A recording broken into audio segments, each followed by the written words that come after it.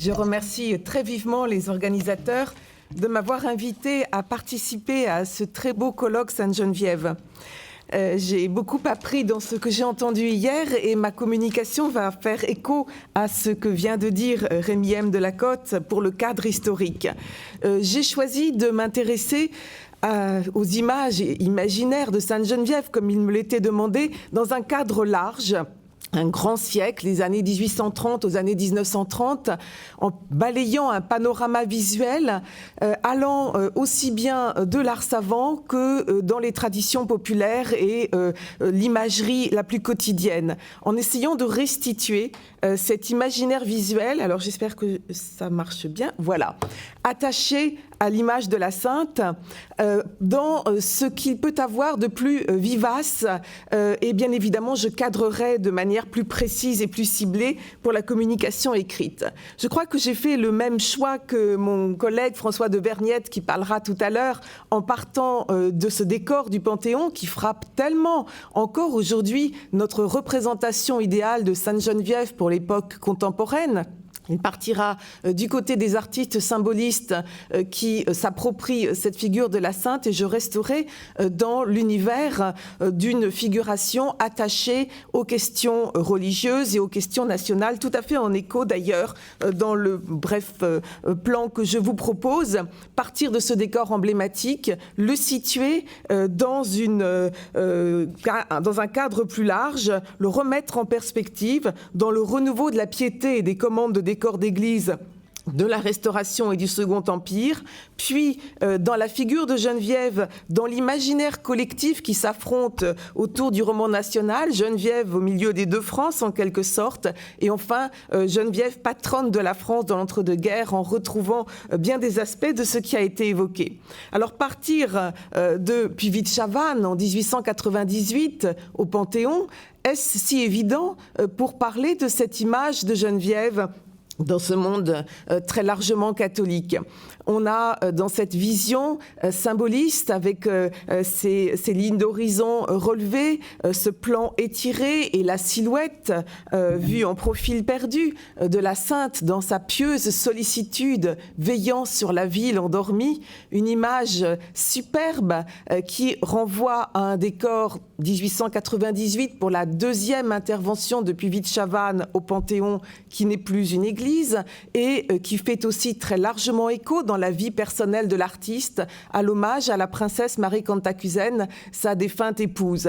Donc un décor républicain en quelque sorte, une vision qui a des échos très personnels chez l'artiste, mais qui rencontre aussi tout à fait largement les dévotions et une appropriation catholique à la fois directe, par la reprise de l'iconographie elle-même accompagnée d'une prière, et comme source, comme on le voit bien pour cette image de piété plus modeste, mais qui dérive évidemment de la composition du Panthéon.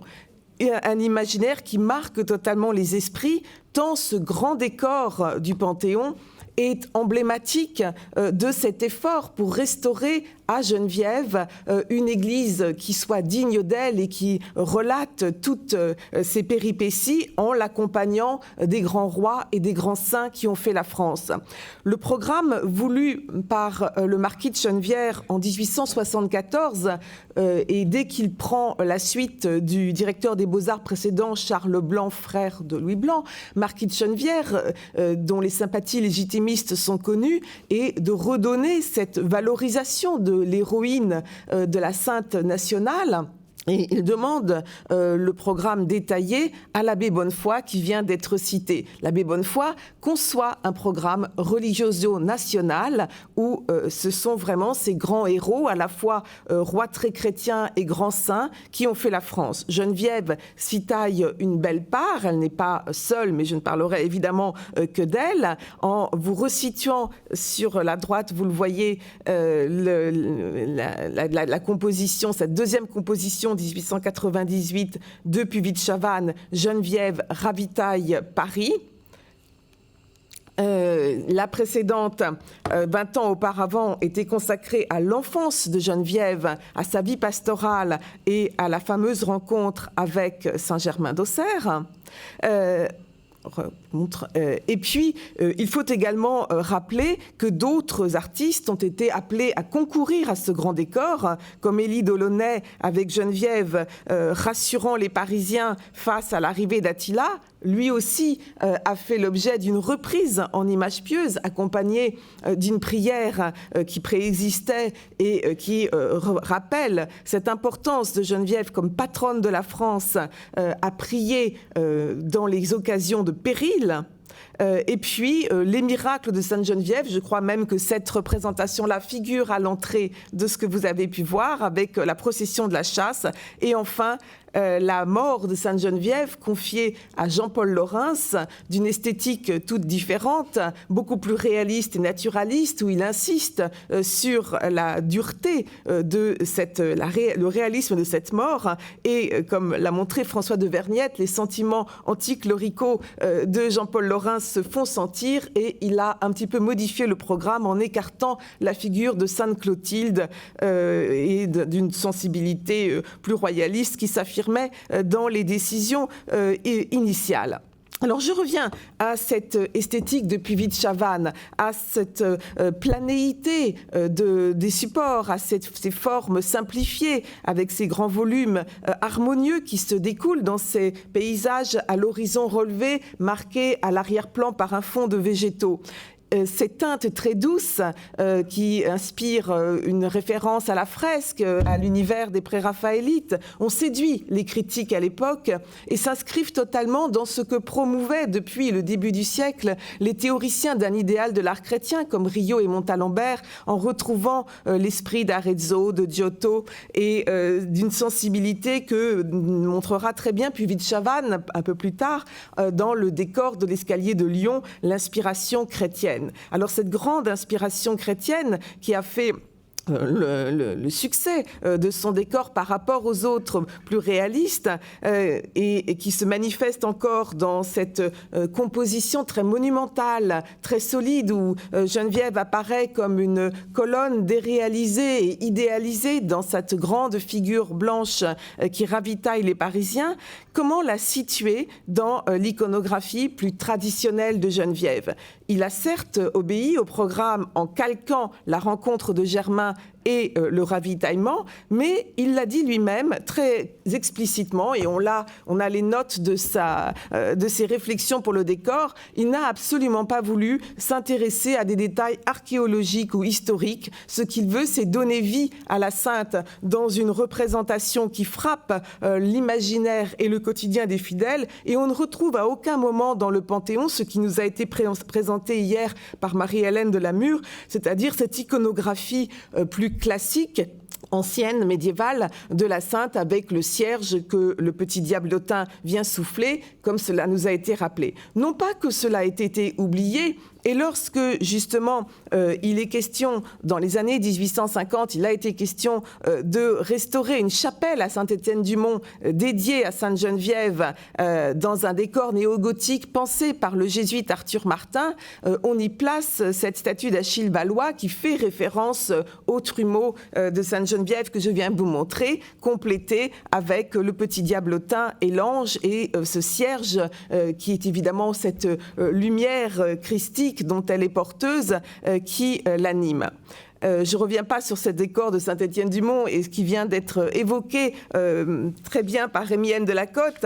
Il est accompagné de vitraux qui ne sont pas les premiers à relater dans ce 19e siècle toute la narration bien connue et bien présente encore des différents épisodes de la vie de la Sainte, où elle guérit, elle est thaumaturge, elle ravitaille les Parisiens et elle prie encore pour les moissons. Et c'est un des éléments de la riche iconographie que développent les ateliers gérantes au cloître de Notre-Dame à la demande de Viollet-le-Duc pour restituer à l'église Notre-Dame son caractère d'église médiévale. Vous le savez, les verrières médiévales ont été restaurées et de nouveaux programmes iconographiques ont été ajoutés, notamment pour le cloître dans les années 1850, dans cette inspiration médiévale dont Élisabeth Pillet a montré toutefois que le bleu était un peu inhabituel et plus clair que les bleus plus classiques, mais qui reprend abondamment toute cette narration de Geneviève avec les épisodes que la géographie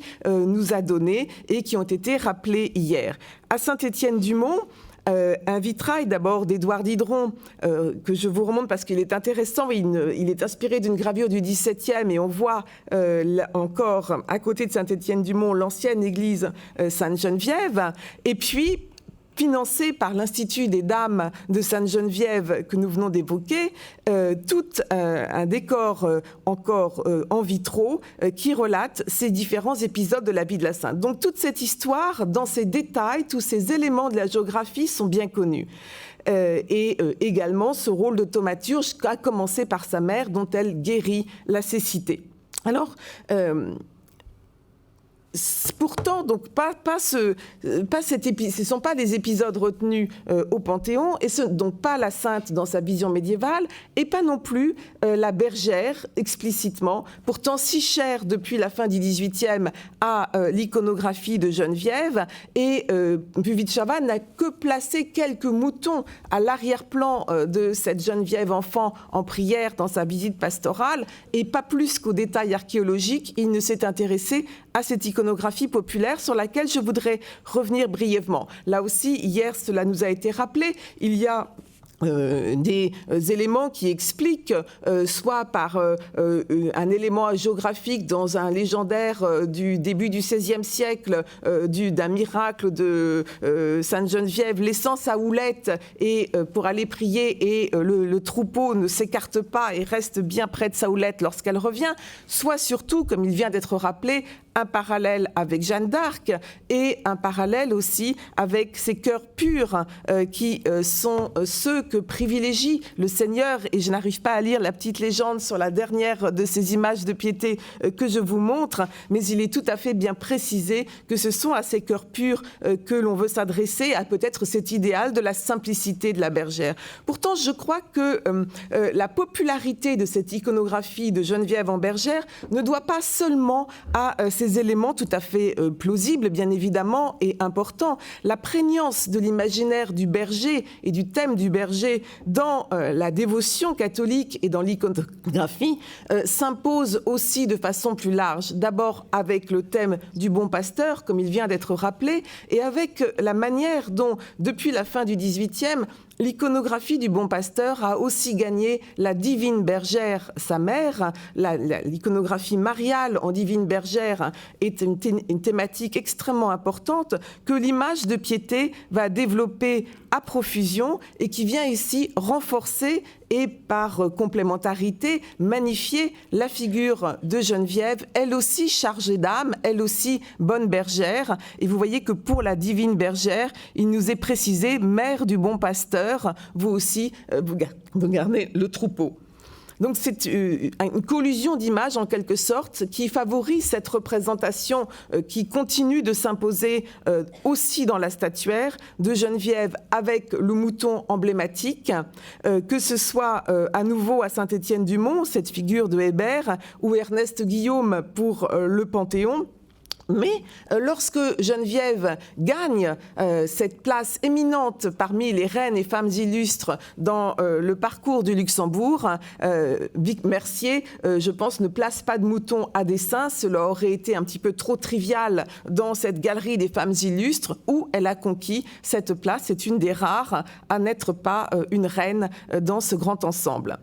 Alors, deux éléments d'une iconographie un petit peu figée en quelque sorte, dans la peinture d'histoire, dans ce qui est quand même le plus proche de ce grand cycle du Panthéon, cette peinture d'histoire pour les églises. Je rappelle que la peinture religieuse est un genre de la peinture d'histoire le plus éminent, si l'on veut, dans la hiérarchie des genres. Il est évident que Puvis a pu s'inspirer à regarder certainement un certain nombre d'autres commandes pour des chapelles parisiennes. Et ces grandes commandes de chapelles sont à rapprocher, bien entendu, du mouvement de renouveau à la fois du décor d'église après la Révolution, mais aussi du renouveau de la figure de Geneviève comme patronne et comme patronne protectrice des différents régimes, comme il a été très bien rappelé. Le comte de Nouy à Saint-Nicolas-des-Champs a donné une version de cette rencontre avec Saint-Germain qui n'est pas sans lien et qui a certainement été vue aussi par Puvis pour composer sa présentation. Plus proche encore, en 1852, Alexandre S décore toute une chapelle Sainte-Geneviève à Saint-Séverin, et c'est un décor qui vient d'être restauré absolument magnifiquement. Je trouve cela à saluer, et je prends, parce que c'est la plus belle photo que j'ai, malheureusement la photo suivante est encore dans le décor abîmé, cette remise du voile par Saint-Germain d'Auxerre, donc la deuxième rencontre avec Saint-Germain, et qui donne lieu à cette très belle composition où Geneviève en prière, en quelque sorte, vient ici magnifier l'ordre des Vierges consacrées. Alors il est facile d'ironiser sur le plan historique, comme on le faisait encore dans les années 1980, sur cette peinture du 19e siècle qui a recomposé, qui imagine de façon très libre cette rencontre de Geneviève et de Germain d'Auxerre. Mais ce n'est pas comme ça que l'on regarde l'iconographie chrétienne, en tout cas encore dans les années 1850. Il n'y a aucun souci de réalisme historique et aucun souci d'une véracité authentique d'un événement qu'on connaît par la tradition hagiographique et qui prend sens dans sa réalité sacrale en quelque sorte. Et ce que nous donne à voir l'iconographie, c'est beaucoup plus une interprétation. Et cette interprétation, il faut la mettre en perspective dans une histoire de l'image, dans une histoire visuelle au sens large.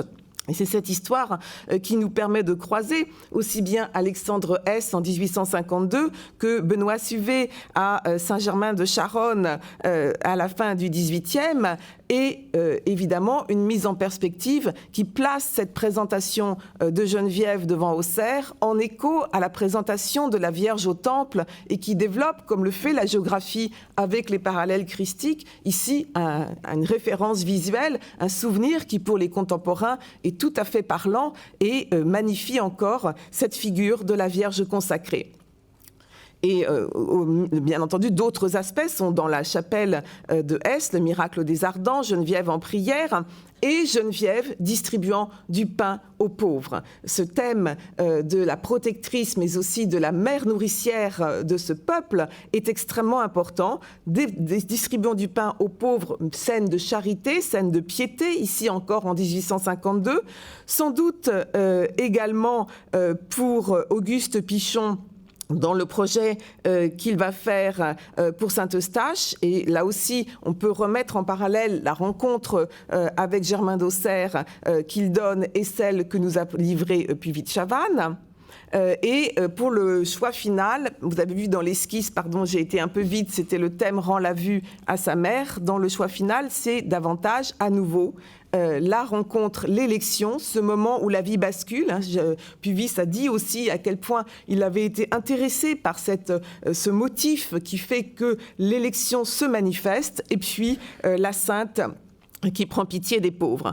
Et peut-être qu'on le retrouve encore de la même manière chez cet ingresque Charles-Louis Timbal en écho à la procession des reliques, mais le thème a un petit peu changé lorsque il est repris, pardon, je vais inverser ma diapo et on repart en arrière, excusez-moi, avec Jean-Victor Schnetz en 1822 à Notre-Dame de Bonne-Nouvelle. Là encore, voilà, cette figure placée dans une composition classique avec la rhétorique des gestes qui rappelle le Sueur et Poussin, mais Schnetz, dans son langage plus romantique, il ajoute des scènes pittoresques et cette vision inspirée des madones italiennes dont il a fait une de ses spécialités, avec notamment cette femme pauvre ou cette mendiante au premier plan, que Puvis de Chavannes va directement reprendre avec l'idée de la femme qui est presque proche de mourir de faim au moment de la distribution des vivres que donne Sainte Geneviève. Donc on est encore là dans une atmosphère qui est celle de la piété de Geneviève, mais beaucoup plus héroïque. En 1876, Félix Farias, comme cela a été montré par Jean-François Le Caillon, la place arrivant sur le bateau en héroïne. et c'est aussi le geste que reprendra Puvis, en distribuant des vivres, l'on ne peut manquer de faire le rapprochement avec le siège de Paris que viennent d'éprouver en 1870-71 une population qui a connu une véritable famine et qui voit dans l'héroïne qu'est Geneviève une figure protectrice. Je vous rappelle cette tentative du général Trochu d'avoir fait une invocation à Sainte-Geneviève en 1870 et le gouvernement ne l'a pas suivi dans ce projet, mais les artistes ici et le souvenir de la dévotion à Geneviève s'en fait l'écho. Barrias le met en parallèle avec une nouvelle version du miracle des Ardents.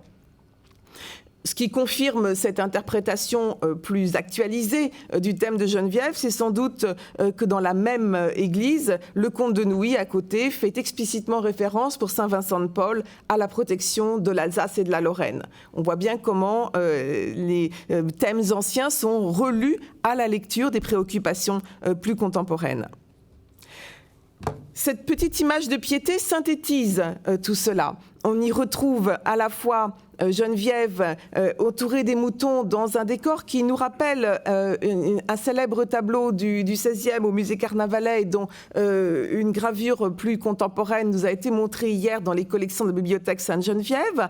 En bas, le tombeau de Sainte-Geneviève ou ce qu'il en reste à Saint-Étienne-du-Mont, le miracle des Ardents, la statue au trumeau et une prière qui se termine. Sainte-Geneviève, patronne de Paris et de la France, priez pour nous, obtenez-nous par vos prières une vie tranquille et chrétienne, une mort et la grâce du paradis, une mort salutaire, la grâce du paradis, mais auparavant, je lis, pardon, avec difficulté, protégez nos familles, nos maisons, notre pays, la France et l'Église entière, détournez de nous les malheurs qui nous menacent.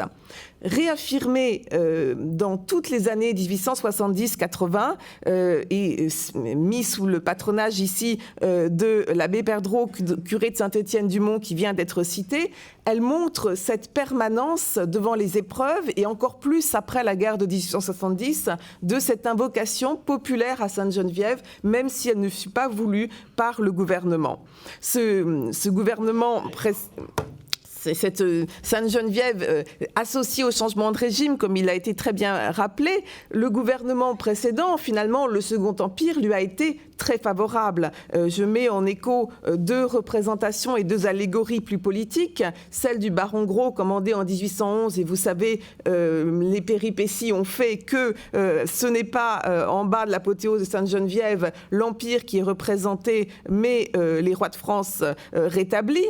Et puis, cette commande des années 1850, l'apothéose de Sainte-Geneviève, de Nicolas Gosse, ex voto à Sainte-Geneviève, protégeant l'Empire français, avec Hortense et Joséphine au pied de Sainte-Geneviève, une manière pour le Second Empire de se placer également dans cette grande protection à Sainte-Geneviève. Et on peut rappeler également que c'est dans ces années-là que l'église Sainte-Clotilde a été inaugurée à Paris. Alors je ne fais pas un lien direct avec les commandes pour les décors des églises, mais ce patronage existe et cet intérêt pour Sainte-Geneviève a été largement réaffirmé.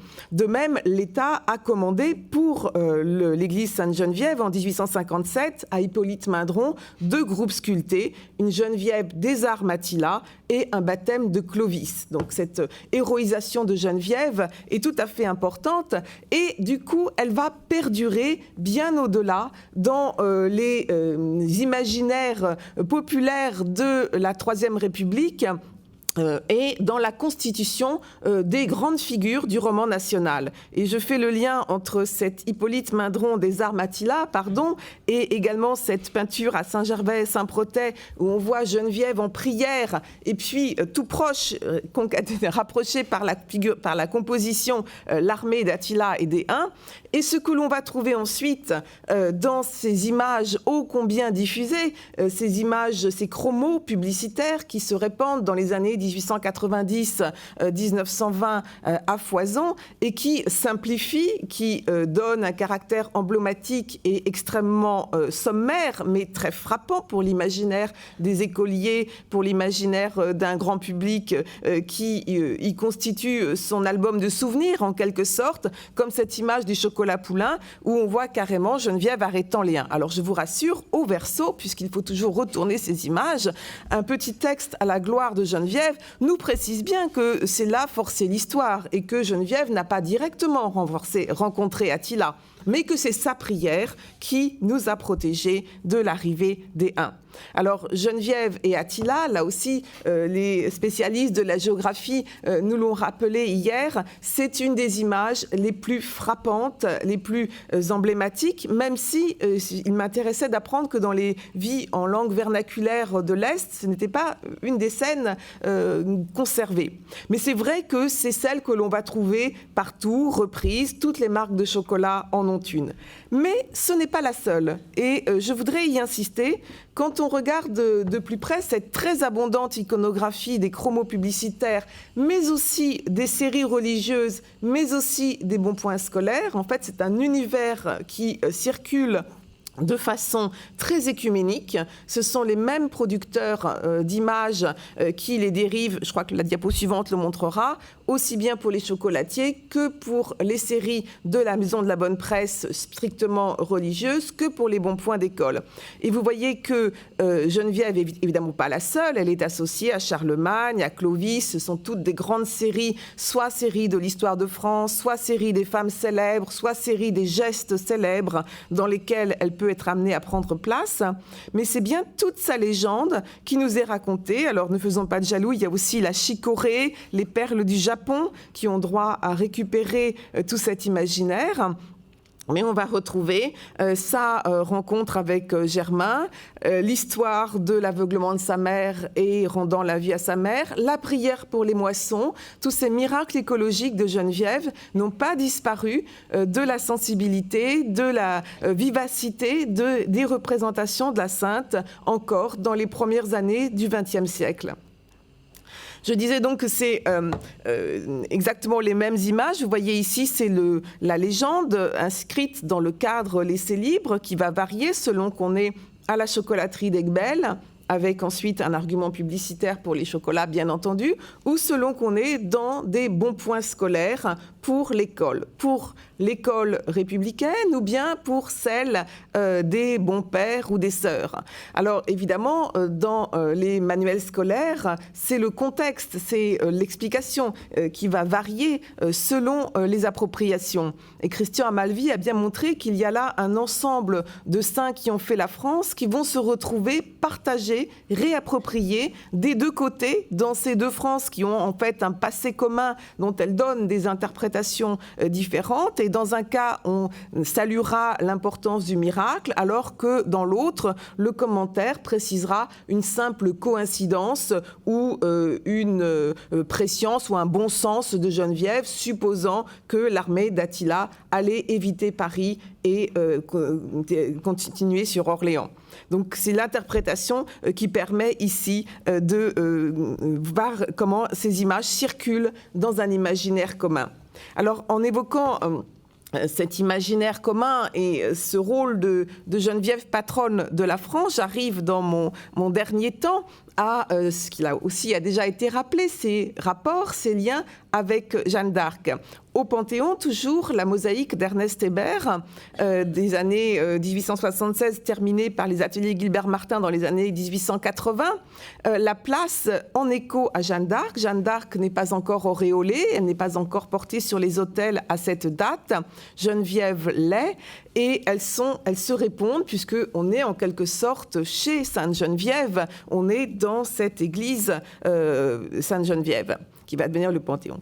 Alors, pendant la guerre de 14, l'invocation à Geneviève existe. Elle est peut-être moins importante que celle qui va se développer à foison autour de Jeanne d'Arc, mais Georges Desvallières donne là un souvenir de 14 juillet 1918, un ex-voto à Geneviève, et Maurice Denis, en rappelant la bataille de la Marne à l'église du souvenir de Gagny, place en parallèle Jeanne d'Arc d'un côté, Geneviève dans cette figure défensive de l'autre, et on sait que le rapprochement a été fait avec cette idée qu'à la bataille de la Marne, Geneviève aurait protégé et finalement détourné l'arrivée inévitable de l'ennemi sur Paris.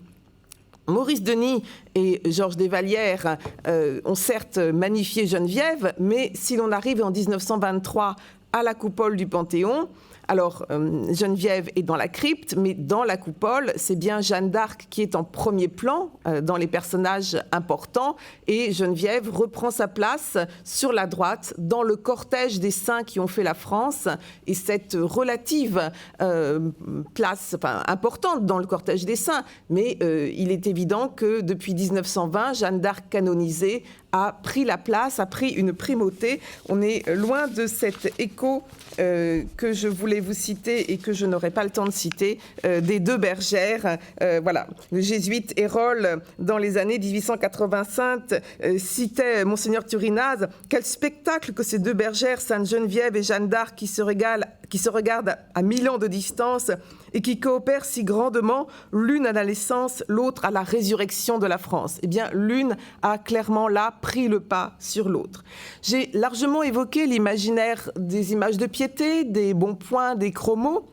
Dans ces années 1920, Denis et Desvallières ayant fondé les ateliers d'art sacré en 1919 et leur ami Louis Roire qui a fondé l'art catholique veulent rénover l'art chrétien et veulent le débarrasser d'un sentimentalisme et une piété qui leur paraissent ne pas convenir à ce qui est attendu pour la restauration des églises.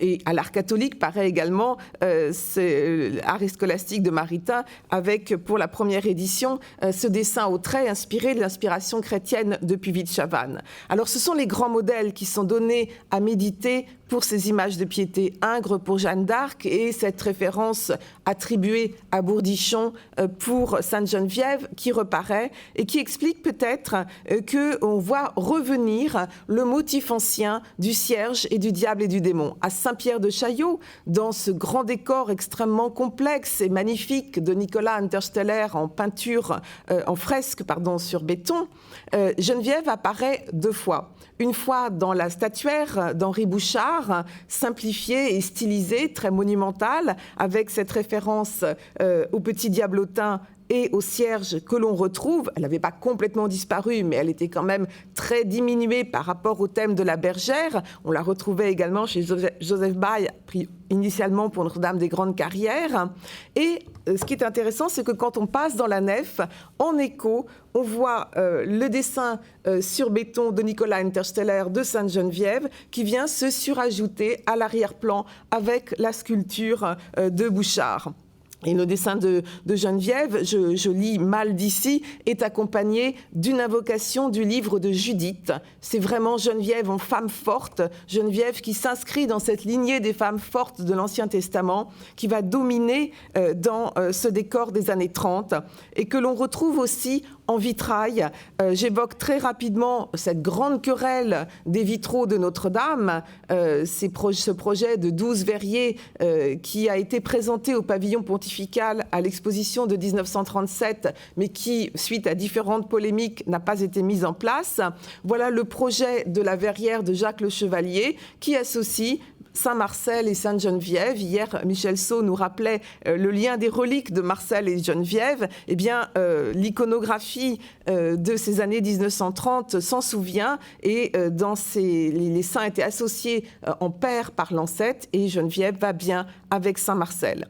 On la retrouve dans ces grands décors des années 1930 en vitrail, ici de manière très intéressante par Jean Gaudin qui a stylisé complètement la figure, qui lui redonne cette monumentalité, encore une fois, de femme forte avec ce visage marqué et apaisé, le mouton n'étant qu'un petit attribut sur le côté. Et bien évidemment, dans la même galerie figure aussi Jeanne d'Arc.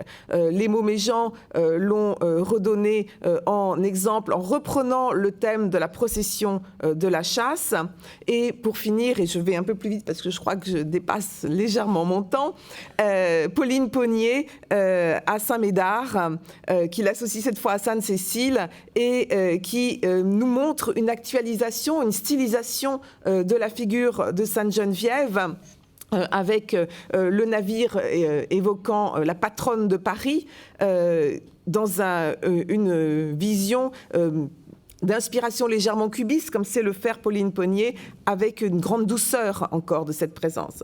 Et je voudrais absolument terminer en évoquant, dans les mêmes années 30, ce décor à la cathédrale de Nanterre, Saint-Maurice-Sainte-Geneviève. Dès 1924, l'abbé Froidevaux veut recomposer et repenser un vaste décor pour son église. Il fait appel, ou est fait appel autour à la sculpture de Maxime Delsart, excusez-moi, je commence à m'en mêler, et qui nous a donné 2 Sainte-Geneviève en 1916 et en 1900 dans les années 30, et qui a composé également de très nombreuses Jeanne d'Arc, figure de l'action française, et il montre bien aussi comment il y a cette réappropriation des saints de la France qui s'inscrit parfaitement dans sa pensée. Le parallèle plastique peut se faire à la même époque avec la sculpture de Paul Landowski en 1928, qui n'a pas de vocation religieuse, elle est sur le pont de la Tournelle. Paul Landowski fera plus tard le Christ de Rio de Janeiro, et il a été fort déçu par la monumentalisation beaucoup trop haute et la difficulté de voir de sa sculpture finalement réalisée. Mais si on la regarde de plus près, on est bien dans cette découpe très affirmée des volumes et cette majesté très monumentale que affectionne la sculpture des années 30. Je reviens à Sainte-Geneviève de Nanterre avec cette coupole de Louis Toublanc, mais surtout, et cela me paraît un des éléments marquants et de ce très beau décor, les fresques de Paul Baudouin. Paul Baudouin, vous le savez, a complètement remis à l'honneur l'art de la fresque dans les années 1920, en reprenant d'ailleurs toutes les théories qui faisaient de la fresque ou de la peinture murale le décor le plus approprié à la peinture religieuse, parce qu'il épouse l'édifice sans se substituer à l'harmonie de l'architecture. Il fait véritablement corps avec l'église elle-même. Il convient donc merveilleusement à un décor religieux, et il convient aussi à cette monumentalité du décor mural cher aux années 30. Paul Baudouin nous redonne à voir la rencontre de Sainte-Geneviève et de l'évêque d'Auxerre, le thème si populaire de rendant la vue à sa mère. Et vous ne serez pas surpris que je vous rappelle que Baudouin a été élève de Puvis de Chavannes, et qu'il y a véritablement un lien et un écho dans ces teintes plates, ces tons un petit peu suaves et éteints, dans cette atmosphère d'une planéité des surfaces qui donne une vision à la fois onirique et intemporelle à cette rencontre de Geneviève. Je fais donc, je clôt ce parallèle entre Puvis et Baudouin, et en rappelant simplement cette image de la femme forte qui s'impose dans ces années 30, tant à la chapelle du Prieuré avec Maurice Denis, que pour terminer en 1939 avec cette petite image proposée aux soldats français, Sainte-Geneviève de Paris avec son cierge qu'elle a retrouvé, et à la fois la Tour Eiffel et l'évocation parisienne. Merci.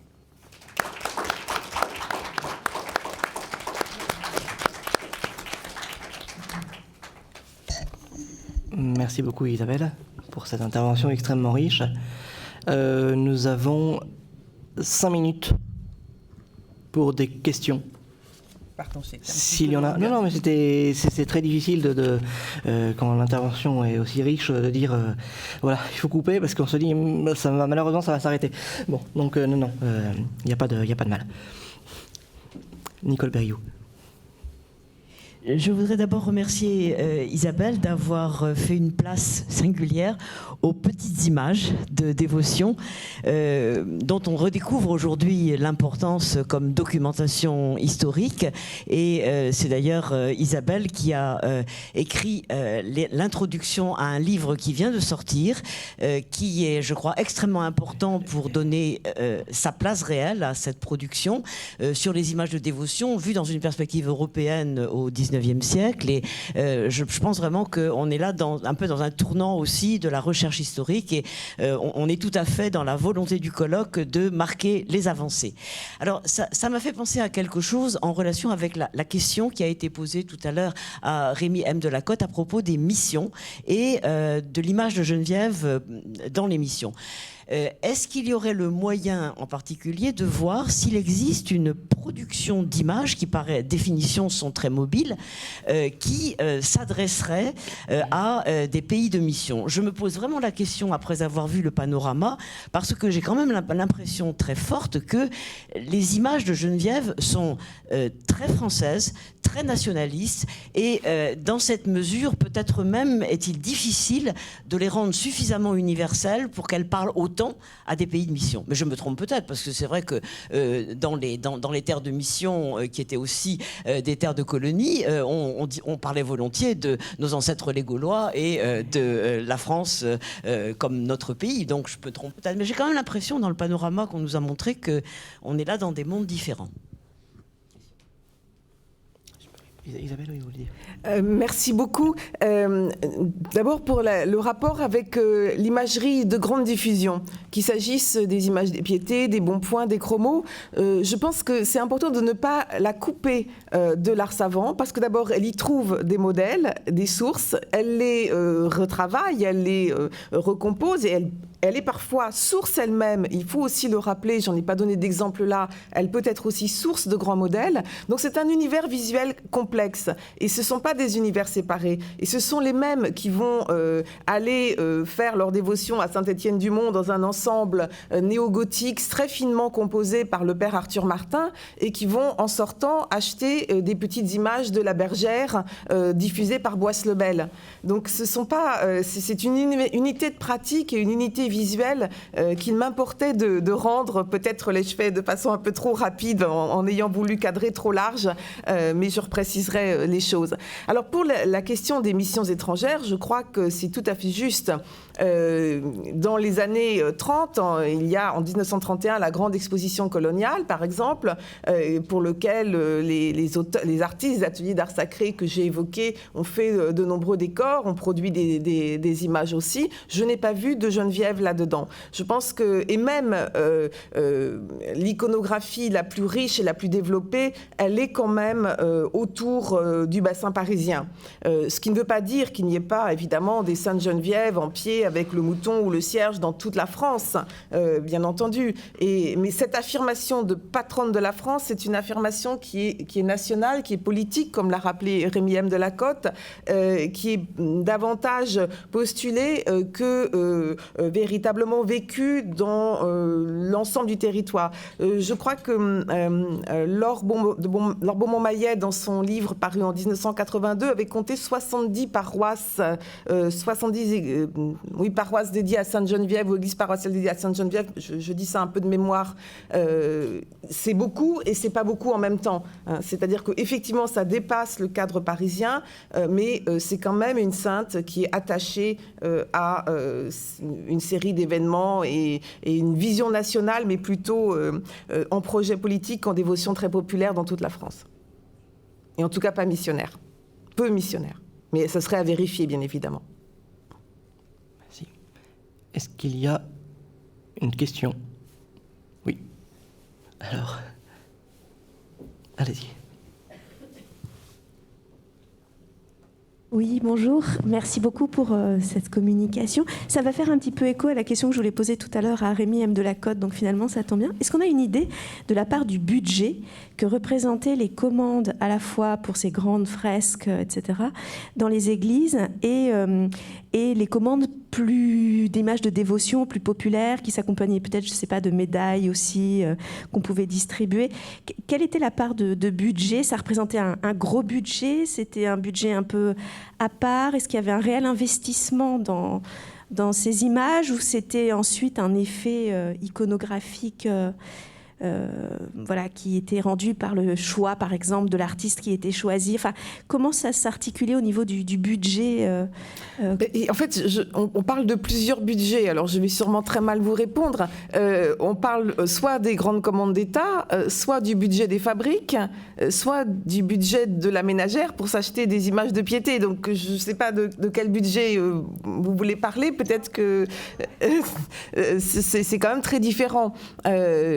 Donc, je ne sais pas si Rémi avait plus de précisions sur les... Moi, j'ai quelques éléments, mais très brefs. Alors, je crois que la statue commandée pour Montmartre avait été chiffrée à 50 000 francs, mais je pense qu'elle a été plus loin.